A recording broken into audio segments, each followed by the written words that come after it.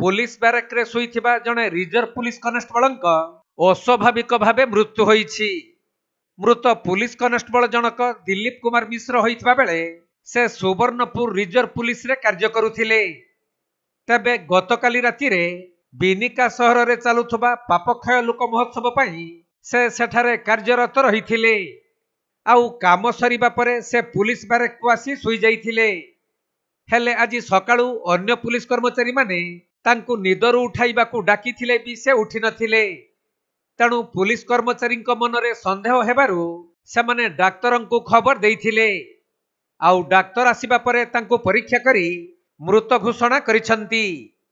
वर्तमान पर्यंत तांको मृतदेह पुलिस ब्यारेक रे पड़ी रहितबा बेले मजिस्ट्रेटଙ୍କ उपस्थिति रे मृतदेह को उठा जिवो बोली पुलिस पाखरु सूचना मिलिछि।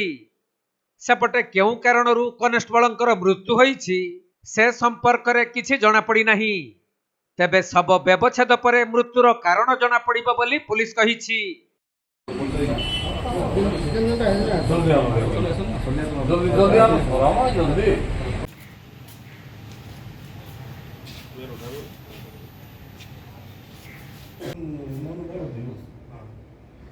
सुवर्णपुर जिला प्रतिनिधि पीतांबर महापात्र रिपोर्ट कोणार्क लाइव।